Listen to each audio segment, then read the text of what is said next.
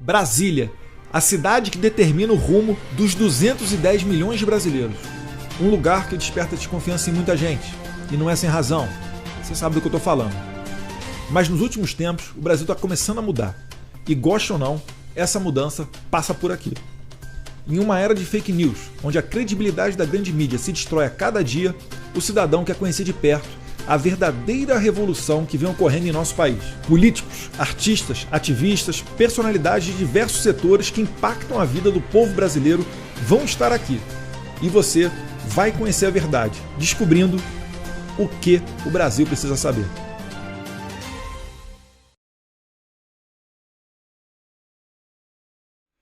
Fala pessoal, hoje estamos aqui diretamente de dentro do Palácio do Planalto, né? Local de trabalho do excelentíssimo senhor presidente da República, tal de Jair Bolsonaro, para conversar com um dos expoentes, né? Um dos responsáveis por essa guinada na área internacional brasileira, que é o Felipe G. Martins, assessor especial de assuntos internacionais do presidente da República. Obrigado por receber a gente, Felipe. Eu que agradeço, Eduardo.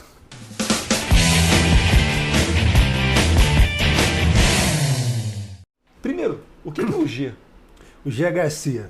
Ah, mas eu brinco com seu pai que é general, para facilitar aqui. Aí tem mais entrada ali. Uhum. Não, brincadeiras à parte, pessoal. Uma das grandes guinadas que o Brasil está dando, e vocês devem estar acompanhando, é a aproximação com países como os Estados Unidos. Felipe, o que o Brasil tem de ganhos em 2019, esse primeiro ano? O que tem de melhorias para os brasileiros nessa relação Brasil e Estados Unidos? Bom, acho que, antes de mais nada, é importante dizer que a gente teve todo um redesenho da política externa, como se falou, uma grande guinada do que era, em relação ao que era feito antes. Eu acho que o primeiro ganho que a gente teve, e isso ficou muito claro no discurso de posse do ministro Ernesto e também do seu pai. Deixa eu abrir um parênteses aqui. Excelente discurso do ministro Ernesto. Excelente discurso. O professor Olavo de Carvalho disse que foi um dos grandes discursos da história do Brasil e eu não tenho como discordar. Cheio de referências, um discurso riquíssimo e que já desenhava ali essa guinada que viria a ocorrer, que também apareceu no discurso do seu pai, que seria a criação, a elaboração de uma política externa do povo brasileiro. O que vem a ser a política externa do povo brasileiro? Ou seja, uma política externa que é mais sensível aos anseios populares, aos valores da população, aos desejos, aquilo que é expresso pela população, não só nas urnas, mas também de modo contínuo nas redes sociais e nos outros canais, através das novas tecnologias que a população tem para dizer ao governo o que ela espera do país. Por que isso é importante? Porque durante muitos anos, o que acontecia aqui no Brasil, em que pese aí a excelência do nosso corpo diplomático, em que pese a excelência dos nossos profissionais que cuidam da política externa, nós tínhamos uma orientação política que levava o nosso corpo diplomático a atuar muito alinhado ali com os cânones globalistas, ou seja, com aquilo que era decidido nos escritórios, nas agências internacionais e que não tinha muito relação com os nossos valores. Então, eu pessoalmente costumava dizer que a política externa brasileira não tinha nada de distintamente brasileira. Ela não expressava no exterior os nossos valores, não levava ao exterior os ideais da população brasileira e tampouco os seus anseios. Ela funcionava muito mais como uma espécie de escritório avançado da ONU no Brasil. Era uma... É isso que eu ia perguntar. Você conseguia enxergar, então, uma sobreposição de órgãos multilaterais dentro das tomadas de decisões aqui do Brasil? Sem dúvida, sem dúvida. E se a gente pensar não só na área internacional, se a gente olhar mesmo em termos de propostas legislativas, o que a gente vê é uma grande repetição de propostas que nascem no exterior. Nascem nessas agências transnacionais, nascem em fundações internacionais e o Itamaraty agia muito com base nessas diretrizes, nessas orientações, em que pese, mais uma vez, a excelência ali dos nossos profissionais da carreira diplomática. Então, a gente teve uma nova orientação que era, primeiro, antes de olhar para essas agências internacionais, antes de olhar para a ONU, para a Assembleia Geral da ONU, que seja, e para as inúmeras organizações, OMC, a Organização Mundial da Saúde, Unesco, todas essas organizações, o que a gente passa a fazer, na verdade, é olhar para o povo brasileiro. Primeiro, entender o lugar do Brasil no mundo, entender o nosso papel histórico, quais são as nossas origens, quais são os valores que fundaram o Brasil, e a partir disso começar, então, um redirecionamento da política externa brasileira. Isso foi feito evidentemente de modo gradual, e continua sendo feito, isso não pode ser feito de uma hora para outra, mas um dos pontos principais disso foi olhar para a população e ver onde está, digamos assim, o coração do povo brasileiro.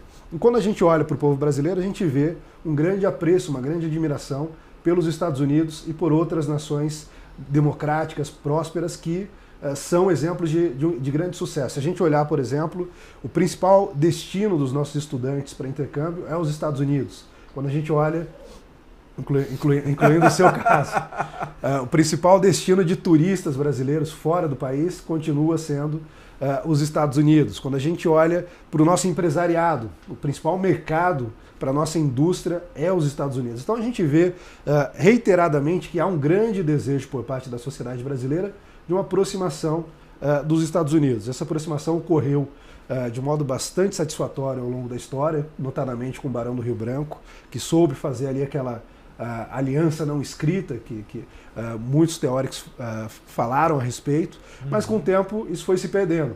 E se perdeu no nível governamental, se perdeu no nível político, sobretudo por questões ideológicas, se manteve ainda parcialmente no governo Lula, mas no governo Dilma se abriu ali um enorme hiato em relação aos Estados Unidos. Então qualquer governo que se elegesse, mesmo que fosse, digamos, um governo mais à esquerda, ele teria como grande desafio uma reaproximação dos Estados Unidos. Como eu disse, é um país importante para a nossa população, é um país importante para a nossa indústria.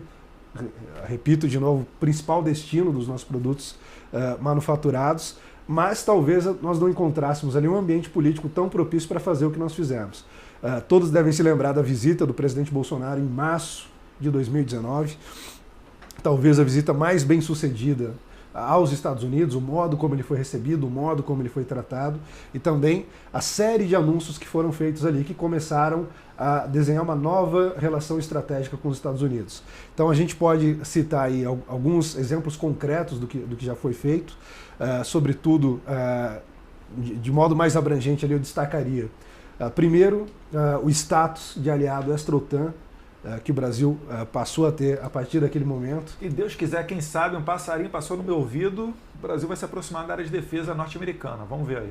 Sim, sim. E foi um passo inicial, por exemplo, para um acordo muito importante que os Estados Unidos têm com seus parceiros, que é um acordo de pesquisa, desenvolvimento na área de segurança e que daria acesso, talvez, ao Brasil a um fundo de 100 bilhões de dólares na área de defesa, para que a gente possa finalmente dar aí às nossas forças armadas, ao nosso exército, à marinha e à aeronáutica, a atenção que ela merece em termos de equipamentos, em termos de treinamento e tudo mais. Aquele armamento que não funciona, vamos trocar isso aí, hein? Exatamente, exatamente. Então esse foi um primeiro passo.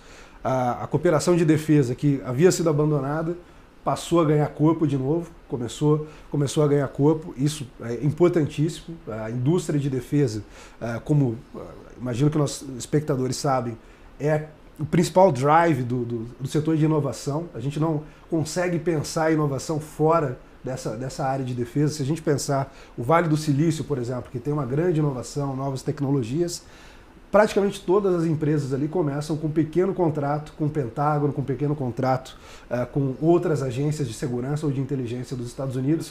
Óculos da Oakley, às vezes o boot, o relógio resistente e tal, começou na área de defesa e vocês nem sabem. Não, se pegar um celular, por exemplo, a câmera do celular, a tela do celular, todas essas inovações que a gente usa no nosso dia a dia começaram na área militar, foram utilizadas ali para atender alguma demanda do meio militar e depois passaram a ser comercializadas. Então, sem uma indústria de defesa forte no Brasil, e a gente precisa dessa aproximação com os Estados Unidos, também com Israel e outros parceiros, para desenvolver essa indústria, a gente não pode alcançar uma das metas do presidente Bolsonaro, que é a inovação, mais ciência, mais tecnologia, mais pesquisa, desenvolvendo o potencial que o Brasil tem. Então essa outra área que eu destacaria, mencionaria aqui também o fundo, isso é um pouco esquecido, mas foi criado um fundo amazônico, que começou ali com um valor inicial de apenas 100 milhões de dólares, mas que passa a crescer até chegar aí na casa dos bilhões. E que atende ali basicamente a ideia de que nós temos 20 milhões de brasileiros vivendo naquela área, que há uma demanda econômica muito grande, eles precisam estar inseridos no mercado. Então, esse fundo basicamente busca iniciativas pequenas, médias empresas que possam levar ideias ali para o setor de biotecnologia, bioeconomia e possam gerar empregos naquela área. Então, Brasil e Estados Unidos juntos também ali, explorando essa área de inovação e fazendo um modo mais inteligente, digamos assim, de preservação ambiental do que aquele que costuma aparecer no discurso histérico dos ambientalistas. Essa foi uma outra coisa que eu gosto muito de destacar, o apoio dos Estados Unidos para o ingresso brasileiro na OCDE. Isso é golaço. Também é algo que... O que é isso aí? O que vai trazer? O brasileiro está ouvindo lá, OCDE. O que é OCDE e por que é importante o Brasil entrar nesse seleto grupo? Bom, a OCDE é vista por muitos como um clube dos ricos, mas na verdade ela não é exatamente isso. A OCDE nada mais é do que uma organização que zela por boas práticas. Primeiro, boas práticas institucionais, de governança, valores relacionados à democracia, ou seja, respeito à soberania popular, à vontade do povo, ao consentimento dos governados. E segundo, também bons padrões em termos de economia, ou seja, uma economia aberta, de mercado, livre, com espaço para o empreendedorismo e também na área educacional, numa série de setores. Então, a OCDE que organiza o PISA, não é isso? A OCDE que organiza o PISA, por exemplo. Então, nós temos ali uma série de padrões, uma série de, digamos assim, boas práticas que são adotadas no mundo todo, mesmo por aqueles países que não são da OCDE, mas que ali é decidido por um clube pequeno. Se o Brasil é afetado por essas decisões, o Brasil é afetado, por exemplo, pelo PISA, o Brasil é julgado, sua educação é julgada pelo PISA, é julgado por uma série de outros critérios que estão estabelecidos ali. O primeiro passo, o Brasil entrando lá, ele vai poder fazer parte dessa discussão e ajudar na definição do que é e do que não é uma boa prática. E como eu disse, isso afeta todos os países. Segundo lugar, o Brasil, fazendo parte da OCDE, nós ancoramos o Brasil com uma série de práticas que são práticas comprovadamente práticas de sucesso, tanto na área econômica, quanto na área política, na área institucional, de governança de modo geral. É o aparato legislativo de combate à corrupção, transparência. Exatamente. Transparência, combate à corrupção. É o que o brasileiro quer. Exatamente tudo que o brasileiro tem pedido desde 2013. E com isso a gente dá uma série de sinalizações também para o mercado, para os investidores. Um dos grandes desafios que nós temos aqui com o governo, depois de uma crise, da maior crise que nós tivemos no país durante o governo Dilma, é recuperar o nosso grau de investimento. Quando a gente pensa ali nas agências que avaliam isso, na Fitch, no Moody's e Standard & Poor's, todas essas agências olham para esse compromisso, digamos assim, com práticas de combate à corrupção, de transparência, de abertura do mercado, de combate ali, digamos, a práticas mercantilistas no comércio. Então, uma vez que o Brasil consiga efetivamente entrar na OCDE, primeiro, a gente dá um passo importante para o nosso resgate do grau de investimento. Acredito que seria o passo decisivo até. Segundo, isso facilita o governo Bolsonaro e facilita o país em si, o Brasil, a promover novas e mais profundas reformas. Sejam reformas econômicas, sejam reformas administrativas, que colocaria o Brasil, então, em linha aí com o que é feito de melhor ao redor do mundo. Eu acho que isso é um passo importantíssimo, como você disse. Não tem como ser contra isso, né? Não. Independentemente de entrar ou não na OCDE, imagina só, um projeto de lei que vai dar transparência, ou que vai cumprir ali o resgate de maneira mais efetiva de um dinheiro que foi desviado para o exterior, enfim. Acho que não tem como ser contra isso. É impossível porque na prática o que a gente está falando é colocar o Brasil no patamar dos grandes países, das nações de sucesso, copiando ali os bons exemplos, mas também corrigindo e adaptando onde for necessário. Isso é importante dizer porque as práticas que são defendidas ali, elas não são mandatórias, elas não são impositivas, mas elas funcionam como um critério que, como eu disse, quer o país faça parte da OCDE ou não, ele acaba sendo julgado por aqueles critérios. Então isso vai ser muito bom para o Brasil. Eu acho que o passo decisivo foi conseguir o apoio dos Estados Unidos, era o apoio que nos faltava. Agora é uma questão muito mais interna dos membros da OCDE para chegar a um arranjo ali que comporte tanto a demanda europeia para que tenha mais membros europeus, quanto a demanda americana para que o Brasil esteja ali no topo da lista de entrada.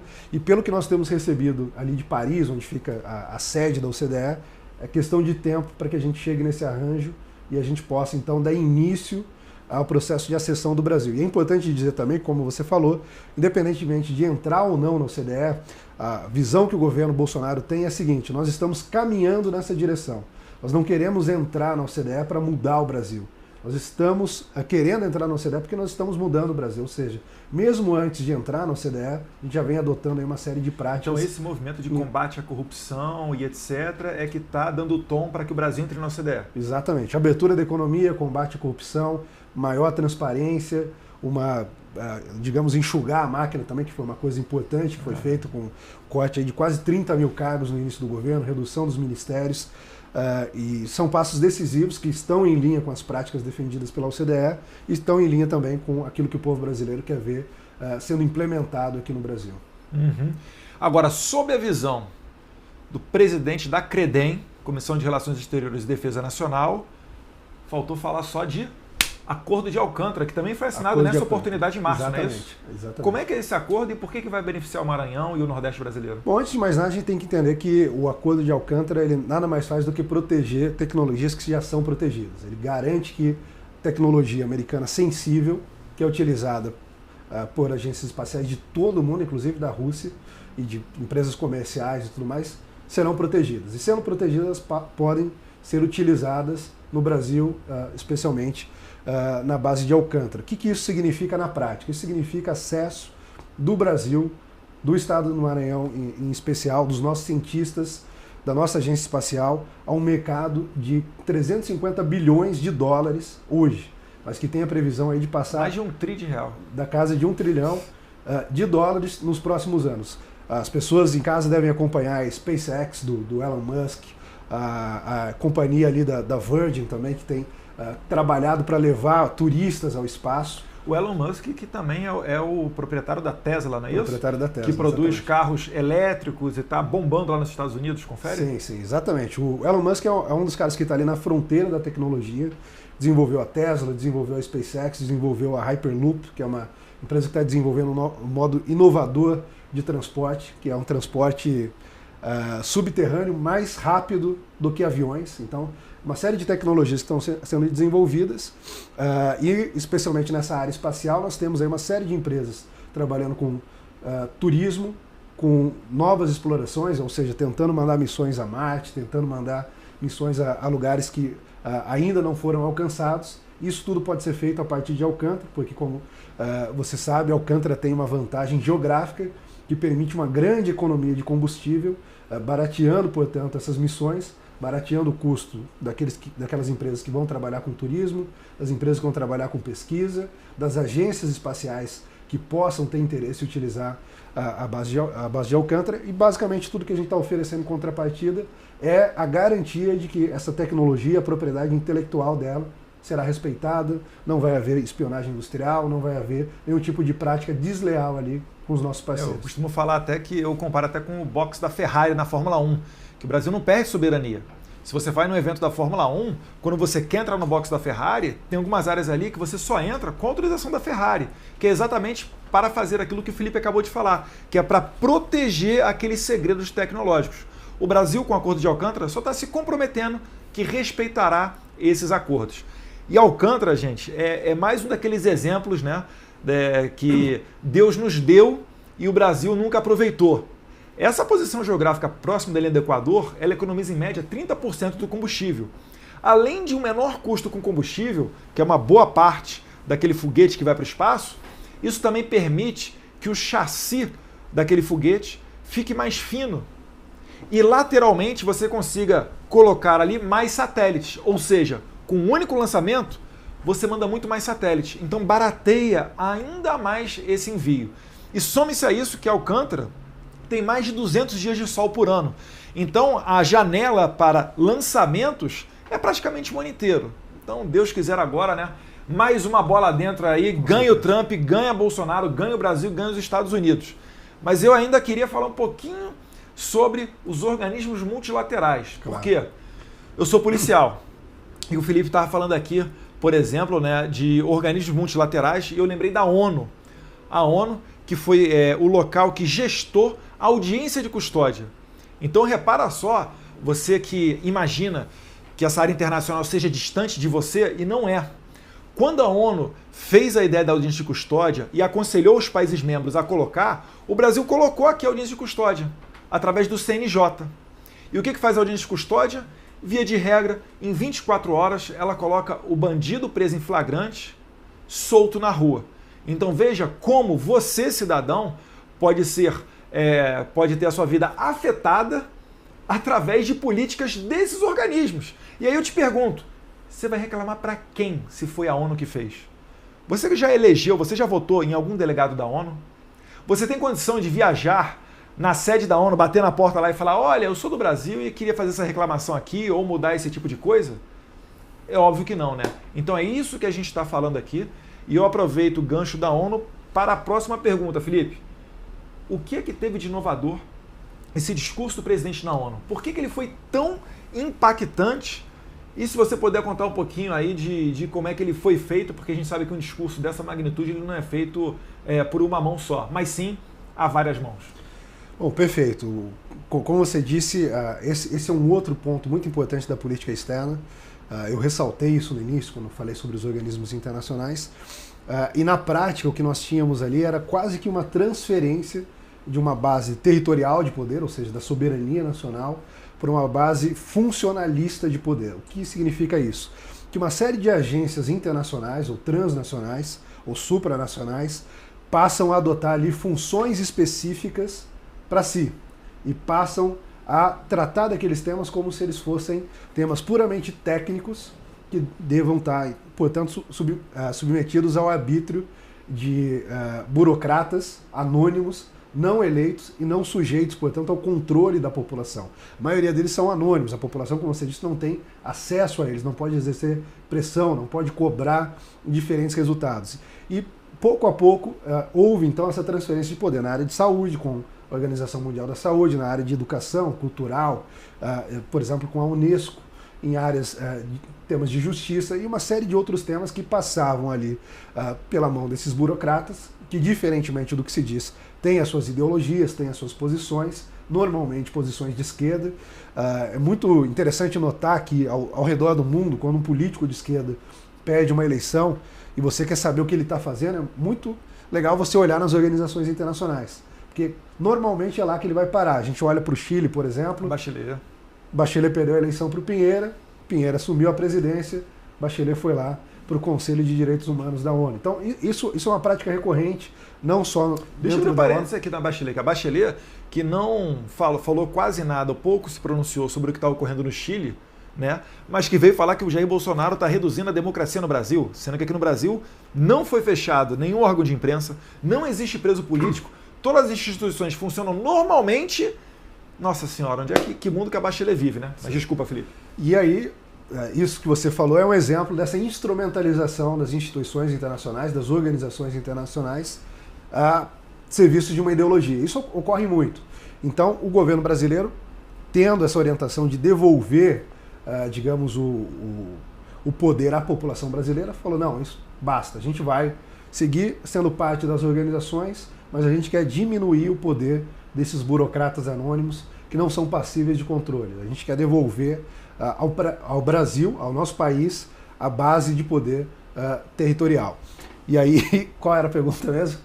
Eu estava falando do discurso do presidente na ONU, porque ele foi tão impactante, irritou os cubanos. E aí entra o discurso do presidente. Primeiro, antes de mais nada, ele se destacou por ser um discurso que está em linha aí com as grandes discussões do mundo hoje. Se a gente olhar para os Estados Unidos, para a Rússia, se a gente olhar para a Índia, se a gente olhar para as grandes potências europeias, hoje a gente tem ali uma discussão entre globalistas e antiglobalistas, que diz respeito justamente aí ao poder que você vai atribuir a instituições supranacionais e o poder que você vai manter ali ainda sob domínio da população de cada país. E o presidente Bolsonaro se posicionou nesse debate, pedindo uma organização das Nações Unidas que fosse de fato uma organização das nações, não uma organização global das organizações, dos burocratas e coisas assim. Essa foi uma frase que marcou muito, muitas pessoas destacaram isso e ela deu o tom de todo o discurso, mostrando um resgate, uma recuperação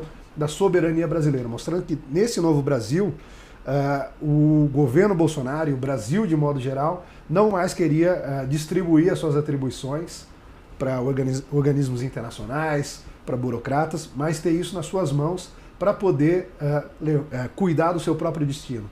em última instância, deixando, portanto, o destino da nação brasileira na mão dos próprios brasileiros. Isso foi um dos pontos de destaque, a meu ver. Um outro ponto foi o ponto dele não ter adotado um discurso genérico, aquilo que eu falava sobre a política externa brasileira não ter nada de distintivamente brasileiro. O discurso do presidente Bolsonaro foi muito brasileiro. Ele teve defesa dos cristãos perseguidos ao redor do mundo. Isso não aparecia. Esse é outro tema que é muito sensível, muito caro também ao chanceler Ernesto Araújo, né? Exatamente, é um tema muito sensível. Hoje os cristãos constituem o grupo mais perseguido ao redor do mundo.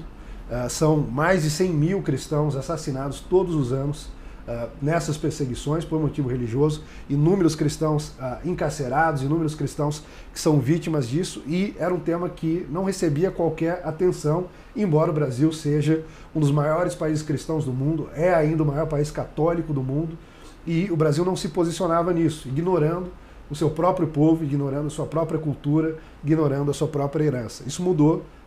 O presidente Bolsonaro foi lá, se posicionou muito claramente. Às margens da Assembleia Geral ocorreu, inclusive, um evento sobre perseguição de cristãos em parceria com a Polônia, com a Hungria, com o Vaticano, com os Estados Unidos. Eu ia falar disso daí. Inclusive, eu tive a honra de participar lá e foi encabeçado pelo chanceler húngaro, né? O Péter. O sobrenome é complicado, que eles acentuam até consoante. Sim. Mas foi sensacional também, né? Inclusive com fala do chanceler Ernesto Araújo. Exatamente. Foi um evento ali copatrocinado pelo Brasil e pela Hungria, que foi o primeiro, digamos assim, mostrando aí que o Brasil não é o único que está trazendo essas inovações. E, de modo geral, ali no discurso, o presidente Bolsonaro também destacou o papel da região da América do Sul, o momento que a América do Sul vivia, um momento já muito delicado ali, com toda essa instabilidade ocorrendo no continente. Destacou o papel de agentes cubanos nesse papel de desestabilização, ou seja, também inovou no sentido de não fazer aquela fala que visa agradar todo mundo, porque a diplomacia ela é um instrumento que deve ser utilizado, evidentemente, para manter os canais abertos de negociação com todo mundo, mas para avançar os nossos interesses, os nossos valores. E o presidente Bolsonaro fez isso muito claro, com muita ênfase.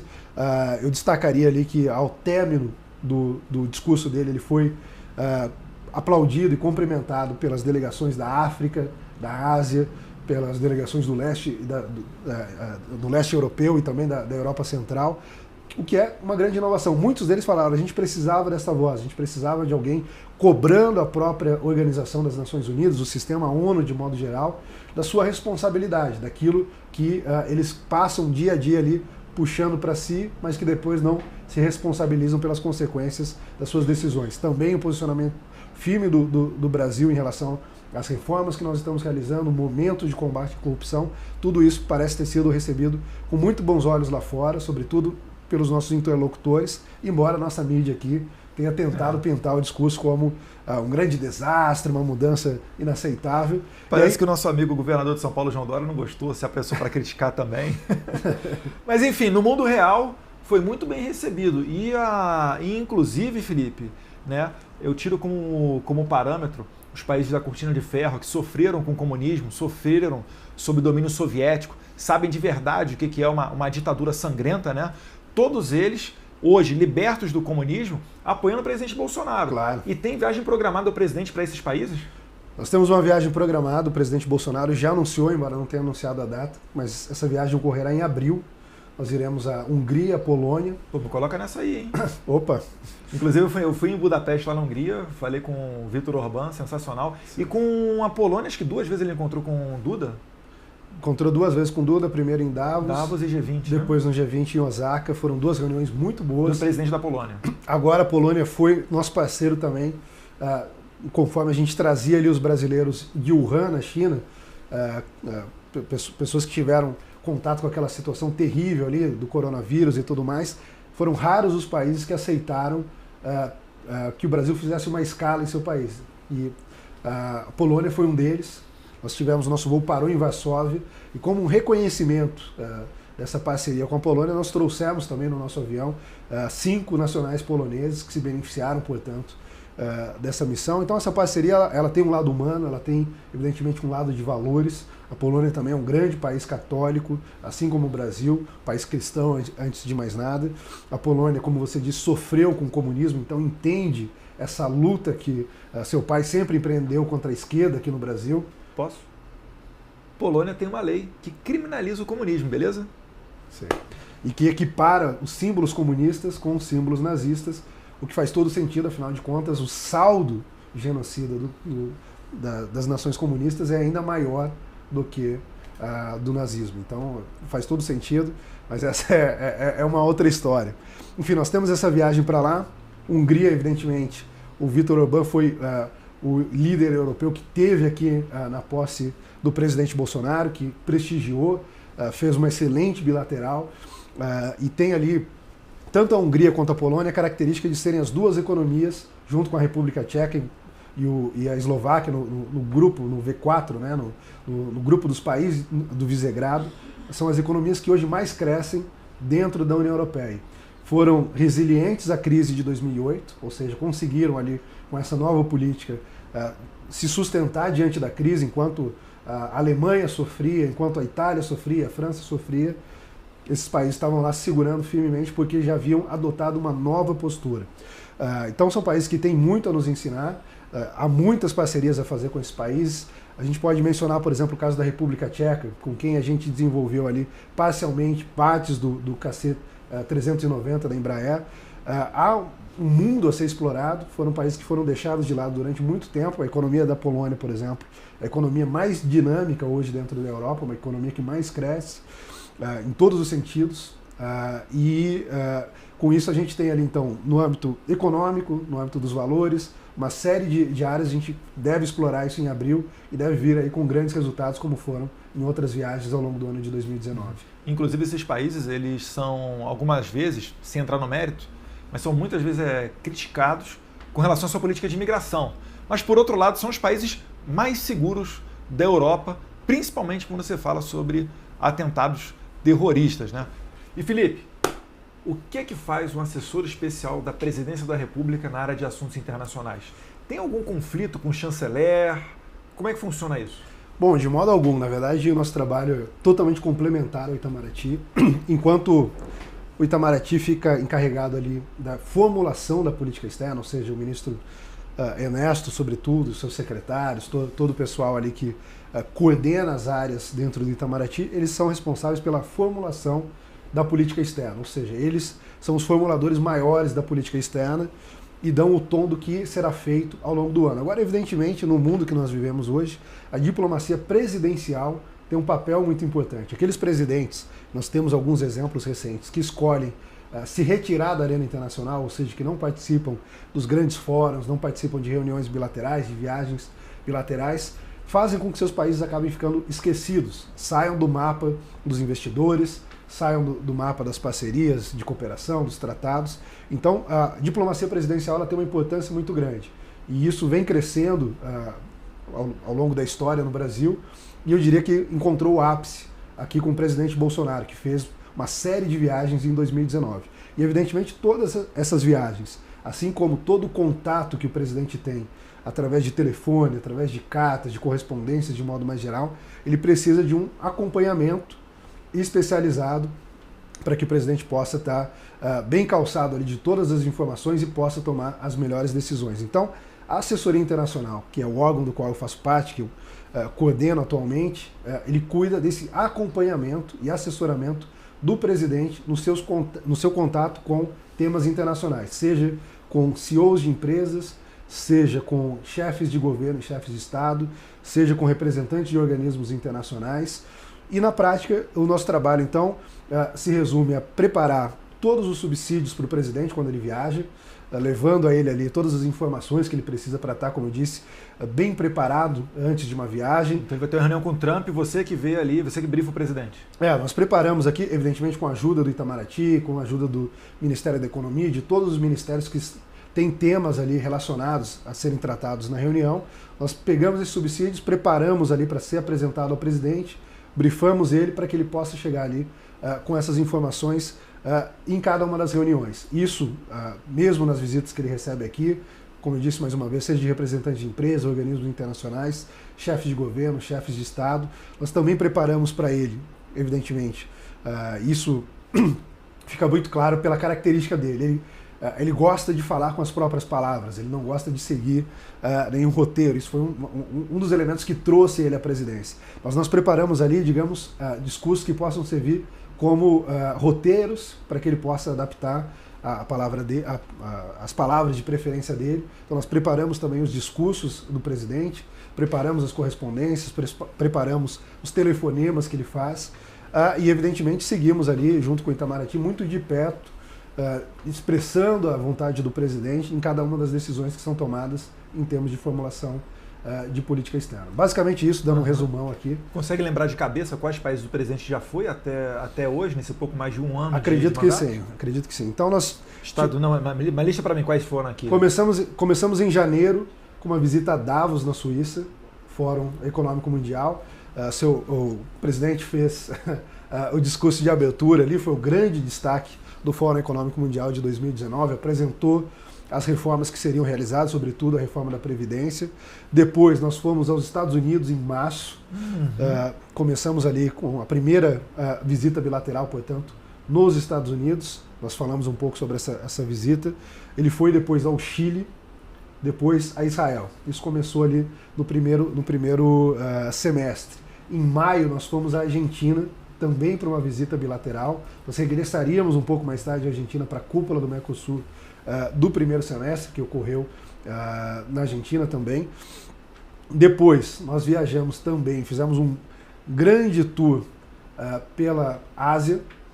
Antes disso já tínhamos ido ao G20 em Osaka, mas depois, em nível bilateral, nós fomos ao Japão, à China, aos Emirados Árabes, Catar e Arábia Saudita. Talvez eu esteja deixando alguma viagem de fora, não sei se você se recorda. A última na Índia. Tivemos a viagem à Índia, que encerrou ali, iniciou o ano de 2020. E aí, agora as próximas sedas estão em a posse do novo presidente uruguaio e essa ida aí para a Hungria, Polônia e Itália, o que está... Na verdade, nós temos Uruguai agora, dia 1º de março, a posse do Lacalle Pou. Depois nós temos Estados Unidos, para um encontro empresarial na Flórida, que é o estado americano com o qual a gente tem o maior intercâmbio comercial e econômico. Intermediado também pelo senador Rick Scott, né? Intermediado também pelo senador Rick Scott, que esteve aqui com o presidente Bolsonaro no ano passado. E depois, em abril, nós teremos aí essa primeira viagem em nível bilateral à Europa. Nós faremos Hungria, Polônia e Itália. Serão 3 países para iniciar. Depois, evidentemente, mais adiante nós teremos outras viagens. Mas eu lembraria também que 2019 foi um ano de grandes eventos. Então nós tivemos Davos, tivemos o G20, tivemos a cúpula do BRICS, que foi realizada no Brasil. No segundo semestre tivemos também a cúpula do Mercosul, realizada no Brasil. O presidente Bolsonaro também recebeu uma série de visitas bilaterais, começando ali logo em janeiro, a primeira delas com o presidente Macri da Argentina vindo ao Brasil. Então foi uma agenda internacional muito intensa. O presidente Bolsonaro, nos seus 90 primeiros dias, isso foi um dado que foi levantado pela própria imprensa, foi o presidente que mais viajou para o exterior, que mais participou de eventos internacionais, e isso também, de algum modo, passa aqui pela assessoria internacional. Eu dizia muito no início que um dos grandes desafios que eu atribuía a mim mesmo era, nessa agitação toda da agenda doméstica do presidente, no momento de reformas, de recuperação da economia, não deixar que a política externa fosse esquecido, que o presidente Bolsonaro pudesse, então, estar ativo nessa agenda. E foi o que aconteceu. Nós tivemos praticamente uma viagem por mês, ali ao longo de 2019. Quando nós não tivemos viagens, nós tivemos grandes eventos sendo realizados aqui no Brasil, como foi o caso de novembro, que nós tivemos... BIF, né? O BIF. Nós tivemos o BIF, tivemos a cúpula dos BRICS, tivemos o CIPEC, que foi numa outra esfera aí, mas que também não deixa de ser um grande evento. E de aproveitar, esse programa vai ao ar daqui a pouquinho, então fica de olho aí, porque a gente vai ter uma participaçãozinha lá no CIPEC e vai ser bacana para mostrar para o mundo inteiro, né, um pouquinho dessas mudanças que estão ocorrendo no Brasil. Mas, Felipe, desculpa te interromper, manda ver. Eu quero jogar agora aqui para vocês a voz que vem das ruas, né? Porque a gente sabe, o governo Bolsonaro foi eleito, não foi com a ajuda de grandes grupos de interesse, partidos políticos, etc. Então a gente sempre tem que estar, a todo momento, próximo de vocês aí das ruas. Então manda ver a primeira pergunta. Olá, meu nome é Marina Souza Santos, sou de Belo Horizonte, Minas Gerais. E a minha pergunta vai para Felipe Martins. Com a saída do Reino Unido do Brexit, podemos esperar que o Brasil também saia da Mercosul ou não saia da Mercosul? E por que ele sairia? Muito obrigado. E com a palavra, Felipe Martins. Bom, também agradeço a Mariana, uma pergunta interessantíssima. Nós todos estamos acompanhando aqui os desdobramentos do Brexit, assim como o mundo todo. É um evento que vem se desdobrando aí desde abril de 2016, quando nós tivemos ali o referendo, a população britânica votando com muita ênfase para que o Reino Unido se retirasse da União Europeia, que evidentemente ali tinha contornos distintos do que nós temos aqui no Brasil. Eu acredito que, antes de mais nada, vale a pena a gente mencionar que com a saída do Reino Unido da União Europeia, isso abre uma série de oportunidades ao Brasil. O Brasil e o Reino Unido já estão em contato há algum tempo. Nós tivemos alguns encontros ali no Fórum Econômico Mundial em Davos, das equipes econômicas dos dois países. Tivemos também um telefonema do primeiro-ministro Boris Johnson ao presidente Bolsonaro, que ocorreu de forma espetacular e que já desenharam ali algumas das possibilidades para o pós-Brexit. Então, esse é o primeiro ponto que eu queria ressaltar. Na área comercial, econômica, parceria política de modo mais geral, há uma série de possibilidades. O Reino Unido aí, que é um parceiro tradicional do Brasil e um desses parceiros que nós temos tentado resgatar e que tem funcionado com muito êxito. Em relação ao Mercosul, é uma pergunta um pouco mais complicada. É uma pergunta um pouco mais complicada porque, evidentemente, a nossa opção num primeiro momento foi pela reforma interna do Mercosul. Ou seja, nós vimos que o Mercosul tinha assim, muitos problemas, o Mercosul tinha ali uma série de entulhos ideológicos na sua estrutura. O Mercosul, durante muito tempo, dificultou o avanço da abertura comercial no Brasil e para os outros parceiros. Mas, no momento que o presidente Bolsonaro chegou à presidência, ele encontrou um momento ali, digamos, muito virtuoso, em que havia uma convergência quase que total entre os países do Mercosul. Mencionaria aqui o presidente Marito no Paraguai, o presidente Macri na Argentina, o próprio Tabaré Vázquez no Uruguai, todos convergindo ali para um ideal de abertura comercial, para um ideal de liberalização da economia, um ideal de integração com o mundo, com as cadeias globais de valor. Então, nós tivemos ali um momento realmente muito virtuoso, que nos permitiu, por exemplo, concluir o acordo com a União Europeia, que nos permitiu concluir o acordo com o EFTA, ou seja, um momento que mostrou que o Mercosul poderia ser ali a grande força do comércio no mundo.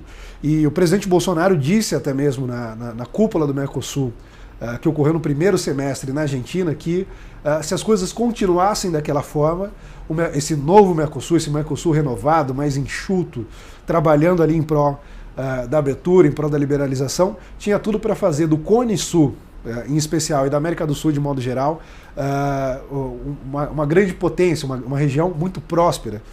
Mas a gente viu que as coisas se deterioraram um pouco ali na América do Sul, de modo geral, com toda essa instabilidade que nós tivemos, seja no Chile, seja na Bolívia, seja até mesmo na própria Argentina. Isso, evidentemente, nos colocou num momento de reflexão. Algumas mensagens, alguns comunicados muito claros foram emitidos a partir disso, dizendo que, olha, nós vimos uma oportunidade, uma possibilidade muito boa com o Mercosul, mas se essa possibilidade deixar de existir, se o Mercosul voltar a ser um entrave para o comércio, se o Mercosul voltar a ser um entrave para a nossa estratégia de abertura comercial, o Mercosul ficaria no segundo plano, talvez deixaríamos o Mercosul e passaríamos ali uma atitude mais bilateralista, que tem as suas vantagens, tem também as suas desvantagens. Hoje, o momento que nós estamos analisando é o momento de avaliar como ficam as relações com a Argentina após a eleição, como ficam as relações com o Uruguai após a eleição do Lacalle Pou, e nos parece até o momento que a gente pode continuar aprofundando essa estratégia de abertura comercial. A gente tem agora em curso uma negociação comercial com o Canadá, uma negociação comercial com a Coreia do Sul, também com Singapura. Já estamos aí em conversas exploratórias com outros países, incluindo com grandes potências econômicas como o Japão, com os Estados Unidos. Então, por hora, a gente não teve nenhum problema, mas evidentemente, se a gente identificar aí um momento para identificar se esses problemas aparecerão ou não, será a próxima cúpula do Mercosul, que ocorre no Paraguai dessa vez, em julho deste ano. Então, ali nós teremos um momento de reunião, os líderes dos 4 países vão discutir as perspectivas do Mercosul daqui para frente. Nós acreditamos que a presidência paraguaia tem sido muito benéfica, mas nós precisamos ali ganhar pé da situação, entender melhor o que o Mercosul pode fazer, quais são os entraves que ele pode gerar, e aí sim o presidente Bolsonaro, o ministro Ernesto Araújo tomarão essa decisão, amparados ali por todas as informações. Mas por hora eu acredito que nós podemos seguir aprofundando essa estratégia de abertura, utilizando o Mercosul como um instrumento. Tomara que o Mercosul siga unido, né, na direção do livre mercado, dos acordos internacionais, e não aquela puxada de freio de mão com políticas protecionistas. Mas o Brasil está atento e será tomada a decisão que for melhor para os brasileiros. Passar para a segunda pergunta então, pode ser? Vamos lá. Manda ver aí. Wesley, 33 anos, de Americana, interior de São Paulo. O que eu gostaria que o Felipe falasse aí que o Brasil precisa saber, o Brasil quer saber o seguinte: prudência, sofisticação. Você curte? Tá legal, você curte. E aí, você curte ou não curte? Bom, eu não curto. Mas essa brincadeira aí... Obrigado aí, Wesley, de Americana. Lembrando que aqui a gente está dentro do gabinete mais red pill do governo, na minha opinião. Essa brincadeira aí do Wesley remete aí a esses embates do movimento conservador ou da direita ou do que quer que seja que ocorrem ali na internet. E você mesmo lembrou ali no CIPEC, no seu discurso de abertura, a ideia do farmeme, né, do Brasileirinhos. Então o pessoal vinha aí com esse papo, o governo Bolsonaro não tem prudência, não tem sofisticação, não é um governo conservador de verdade, deveria estar lendo Russell Kirk, deveria estar lendo Edmund Burke. E, na verdade, a gente não tem nenhum problema de segurança com esse pessoal. A gente sabe que muitos deles têm o Roger Scruton, o Russell Kirk, esses nomes todos na boca, mas nunca leram de fato esses autores, não compreendem a aplicação prática deles, então a gente lançou ali uma provocação. Toda vez que eles falavam em prudência e sofisticação, a gente lançava a pergunta: você curte?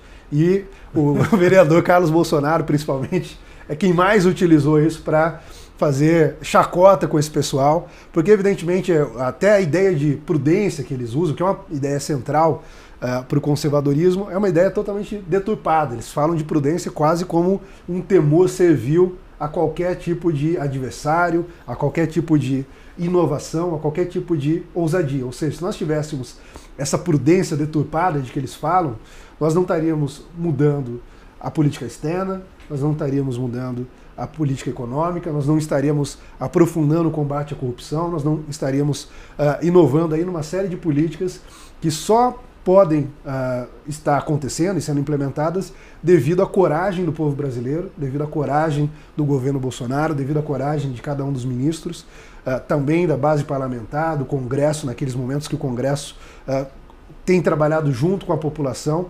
Então, essa ideia deturpada de prudência que eles falam, vem ali do livro do Russell Kirk, A Política da Prudência, que é um livro fenomenal, recomendo que todo mundo leia, mas que não caia nessa bobagem de deturpar ali a ideia de prudência como medo. A prudência nada mais é do que a postura que o conservador tem de não ter uma resposta pronta para os problemas. O conservador é como um médico que antes de dar o diagnóstico, ele vai lá, examina o paciente, faz todos os testes que são necessários e depois então ele decide como proceder. E proceder sempre com a finalidade de curar, seja adotando um procedimento menos invasivo, nos casos que o quadro do paciente permite, adotando um procedimento mais invasivo, mais ousado, quando o paciente está ali à beira da morte, como era o caso do Brasil quando o presidente Bolsonaro chegou ao poder. Nós passamos pela nossa crise mais profunda, foi uma enorme recessão, e foi uma crise não apenas de cunho econômico, mas uma crise moral, uma crise política, uma crise de representatividade. Nós pegamos ali um Brasil moribundo, à beira da morte. Então, algumas políticas mais ousadas, algumas posturas mais ousadas se justificam. E se justificam, inclusive, porque nos momentos que nós não tivemos essa postura mais ousada, que nós tivemos aí essa prudência deturpada desse pessoal das redes sociais, nós tivemos o PT no poder, nós tivemos a esquerda dando o tom da cultura, dando o tom da política. E ninguém pedia prudência, né? Aí ninguém pedia prudência. Aí o pessoal tava curtindo. Aí tava todo mundo curtindo. Mas agora de prudência, Felipe, deixa eu falar um pouquinho. Isso daí me lembrou um certo ex-presidente sul-americano que foi muito prudente, dialogou bastante com a oposição, com a esquerda, e agora o que ele fez? Asfaltou o caminho para a esquerda voltar. Então fica aí uma... Exatamente. Para bom entendedor, pingo é aí, né? Fica aí essa dica para vocês sabem de que eu estou falando. E é um erro que a gente não pode cometer. Perfeito.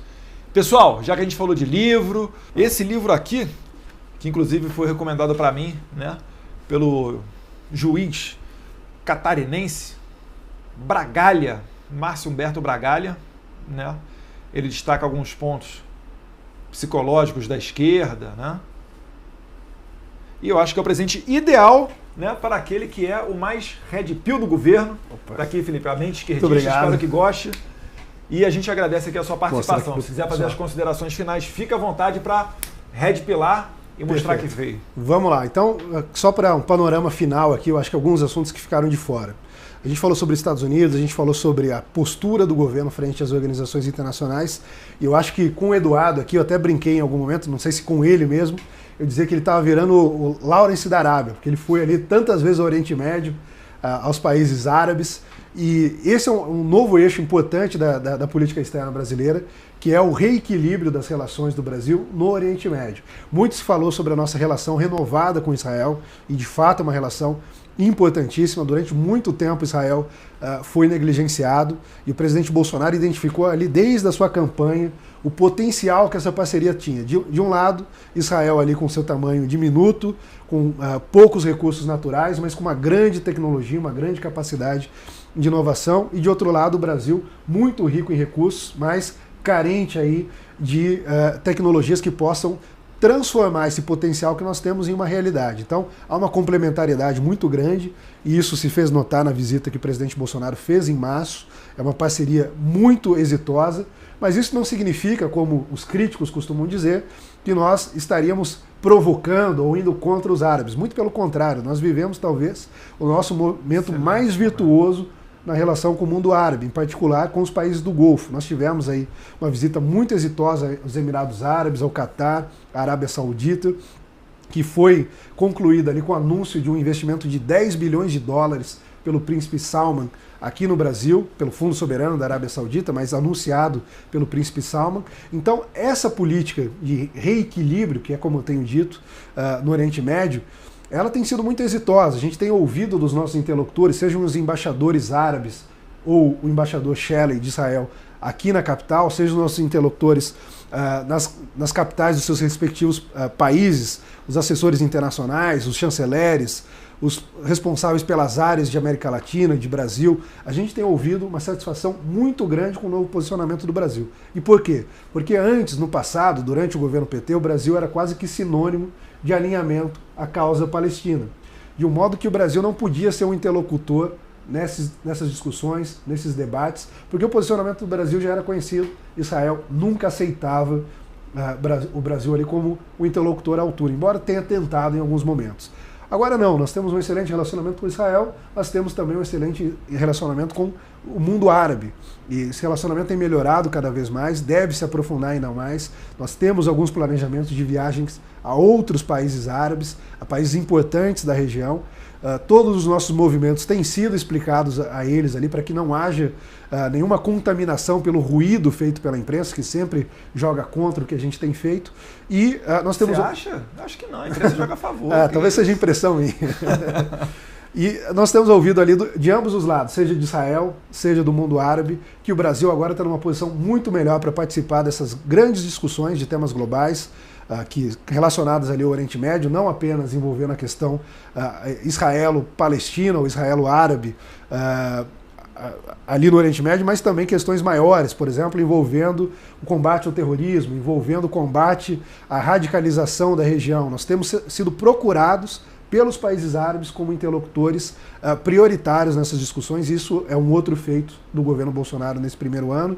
Nós temos aí com a China um relacionamento muito maduro, muito pragmático, muito melhor do que aquele que nós herdamos.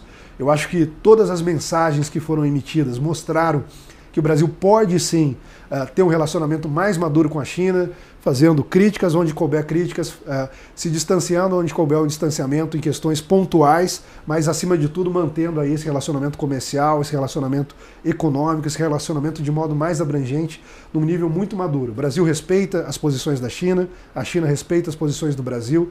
Isso também foi uma outra conquista que destoa muito do que a imprensa tinha dito que ocorreria. Nosso relacionamento com o Japão. Antes do governo, rapidinho, antes da eleição do Bolsonaro, ele ia romper relações com a China, ele ia destruir qualquer tipo de entendimento com os países árabes, ia ficar basicamente junto com o Trump se aproveitando do Brasil, o Brasil não tendo nada em troca. Então vocês estão vendo que não tem nada disso, e é muito melhor você acreditar no que os seus olhos veem, no mundo real, do que nessa parte da imprensa, né? A gente acabou brincando aqui, sem querer eu acabei generalizando, mas existe a imprensa boa, existe a imprensa ruim, cabe a você que recebe a informação não engolir isso a seco. Você tem que fazer a digestão, saber filtrar essa informação, e aí você vai saber quem são as melhores, quem é que tem credibilidade nesse mercado. Não, eu acho que isso é importante, por isso mesmo eu estou ressaltando aqui alguns fatos, porque muitas vezes as pessoas olham para os ruídos gerados pela imprensa, gerados pelos críticos, pelos ditos especialistas que comentam aí a política externa, mas quando a gente olha para os atos as coisas são muito claras. Um outro exemplo, se falava muito que o governo Bolsonaro adotaria uma postura até agressiva e ofensiva em relação a imigrantes, porque, por exemplo, um dos nossos primeiros atos foi se retirar do Pacto Global pela imigração, mas isso nada mais significava que nós, como povo brasileiro e como governo brasileiro, temos o desejo totalmente legítimo de deliberar, de legislar e decidir como nós vamos tratar essa questão. Mas quando nós olhamos para a prática, nós olhamos, por exemplo, para a Operação Acolhida. Operação Acolhida premiada no mundo todo, reconhecida pela sua excelência. Isso mostra que, apesar dessa mudança de postura em relação digamos, ao Pacto Global e às políticas que vinham sendo propostas, na prática nós continuamos sendo acolhedores, nós continuamos fazendo ali uma política de reconhecimento de refugiados e coisas desse tipo, sem, no entanto, descuidar da segurança, que é um ponto importante aqui. Então, eu ressaltaria... Pode falar. Não, manda ver. Não, eu só ressaltaria que quando vocês forem olhar para a política externa, que assim como algumas outras áreas do governo, é uma das áreas mais criticadas, façam sempre esse contraste entre aquilo que está sendo dito e aquilo que está sendo feito. Olhe para as críticas que estão sendo feitas e aí vão lá e procurem o que o governo está fazendo. A gente tem atraído investimentos, o governo Bolsonaro conseguiu aí fazer do Brasil em 2019 o quarto maior destino para investimentos ao redor do mundo, atrás apenas de países como Estados Unidos, China e Reino Unido, ou seja, países que têm aí já há muito tempo construído uma política de excelência para a atração de investimentos. Então esse foi um outro resultado. Então uma série de resultados, eu não vou me estender aqui, a gente já teve uma conversa bacana, mas eu não podia concluir esse bate-papo sem mencionar aí esse panorama e essa ideia de contrastar sempre as críticas, o ruído, com os fatos, com as ações concretas. É isso aí, pessoal. Deu para perceber aqui que o papo é para ficar a tarde e a noite inteira aqui. Espero, Wesley, que você tenha curtido, beleza? E não deixa de seguir o Felipe Martins nas redes sociais, não. Principalmente no Twitter, que é Fio G Martim, tá certo? Martim sem S. Vai aparecer aí embaixo na tela para vocês.